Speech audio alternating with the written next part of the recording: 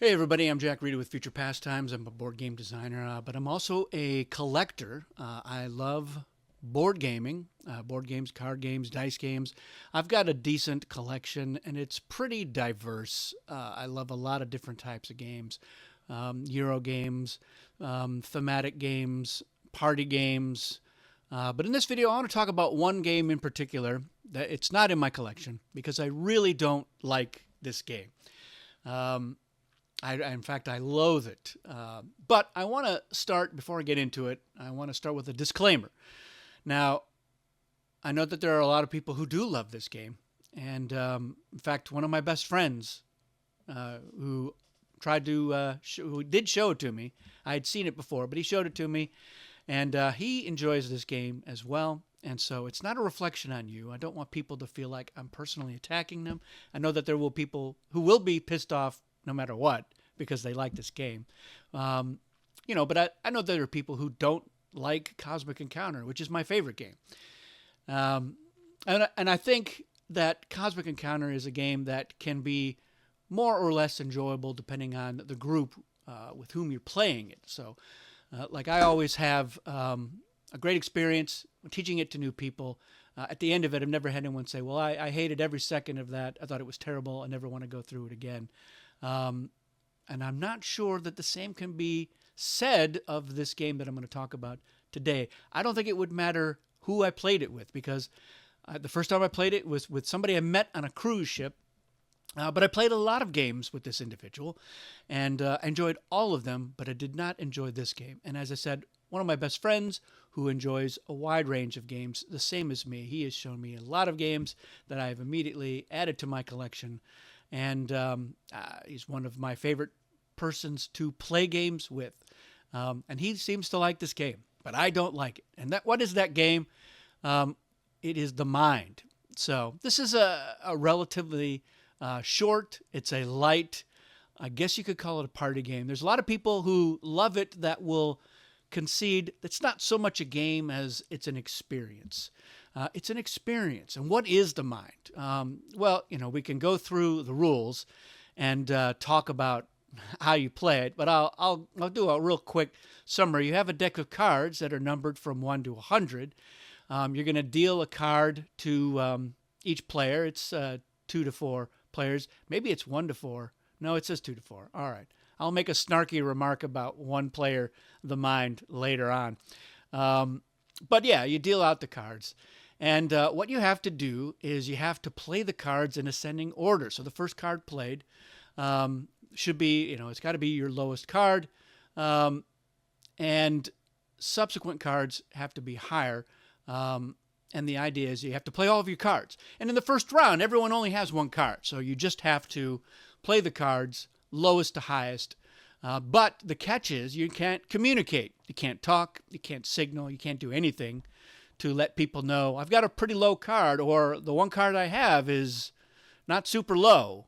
So I don't think I should play it first because somebody surely has a lower card. And then, you just wait until somebody plays a card, then somebody else plays one, and then if you've done it, then you've gotten through round one, and you've got to get through a certain number of rounds. I think it's 5 rounds. I probably should have read through the rules and get a good refresher, but I don't really think I need to. I think I'm capturing the gist of it here, because then in the next round, you're going to get dealt 2 cards, and so whoever plays their first card have to play their lowest card, and but you don't know, like if you're dealt the 4, you're like, oh, all right, I've got the 4. This is almost certainly, and you play it, and someone else is like, oh, I had a 3. And maybe I should have played it faster, but I didn't, so we lose. Now you can get, the more rounds you get through, you get some other things. You get some extra lives, which means they're like, all right, we get another chance because we have 1 extra life here. And you get throwing stars, which you can use to, attack and kill the lowest card in your hand, which you can then discard so everyone can say, oh, the lowest card that guy had was a 32. So that's good information. And that's about the only thing that's interesting to me about this game is that. And I wish that maybe it started with something like that. But otherwise, you don't have any information, and you can't give any information. You can't signal. But what ends up happening is you're looking around and you're kind of trying to read the players. So, somebody plays, a 20, and you look at your hand and you're like, I've got a 25. That seems like a pretty good thing, but I'm looking around and I'm waiting to see if somebody else is going to play a card, because if somebody had the 21, they would just play that right away. That's the next card. But nobody did have the 21, so they didn't play anything. And so you look around and maybe you look over at Joe and he's got a look on his face where it's kind of like, and that look is telling you, you know what? He probably has something that is about between 7 and 11 digits higher.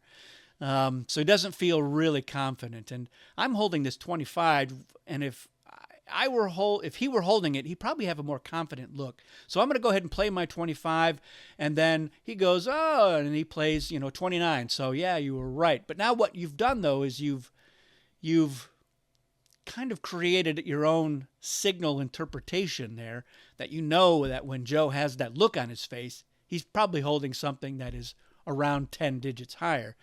And basically you've created a signal that you're not supposed to have. And so I don't know. That's been my experience with this. And I can't say it was enjoyable. Now, for me, it feels like you could take a normal deck of cards and you shuffle it up, and then you cut it, and then you flip over 4 cards and you see if they're in the right order. That's almost what that experience feels like to me. And if they're all in order, like, oh, I played a 2, a 5, a 9, and then a king, we win. And that would feel pretty great. You'd be high-fiving and be like, yeah, that was awesome. And that's the experiential part. But it was pure luck. That's what it feels like. And I know people say, well, it's not pure luck. There's some instinct in there. But to me, it doesn't feel like that at all, especially because there's no strategy.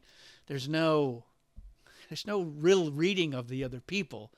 There's just a lot of sitting around and waiting to see if somebody's going to play a card, and if they do, and then, either we lost or, oh, well, that wasn't that lucky. We didn't lose. So, yeah, I don't, if it's just about let's get together and have an experience, I'd rather do trust falls.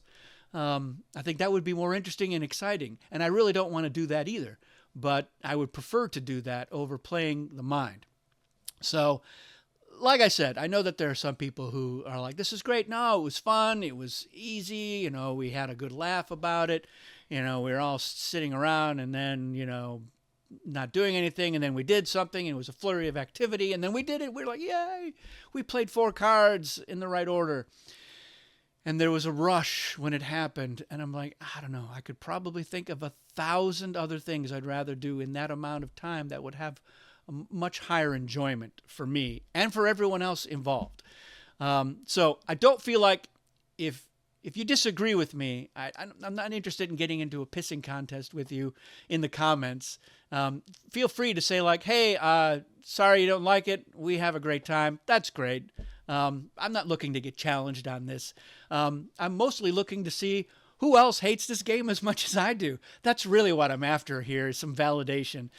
So feel free in the comments to let me know if you absolutely detest the mind and you were like scratching your head when somebody with just glee in their eyes, you're like, oh, you got to play this. And that's been my experience as well. Somebody who's like, oh, have you done this? I went to a game night a couple of months ago, and they were looking for a filler game. They're like, oh, and they're like, I've got the perfect one.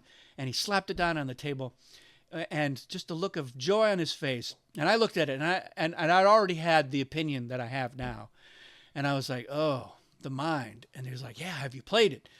And I was like, yeah, you know what? I'm going to go buy a snack. You guys play the mind, and when the rest of the people show up, we'll play another game.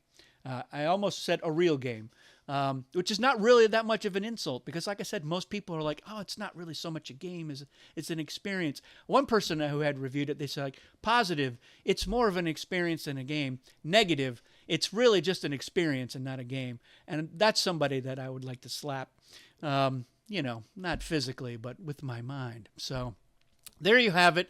That's the mind. It's a game that I cannot possibly recommend. But it's got an audience. If you look on Board Game Geek, You know, it's in the top 1,000 games overall, which you're like, oh, top 1,000, whatever. There's so many games. There's 1,000 games that came out in the last 2 years. As a party game, it's, you know, in the top 100. That seems obscene to me. I'm not sure what to think of that. So I'd rather play any of these other games.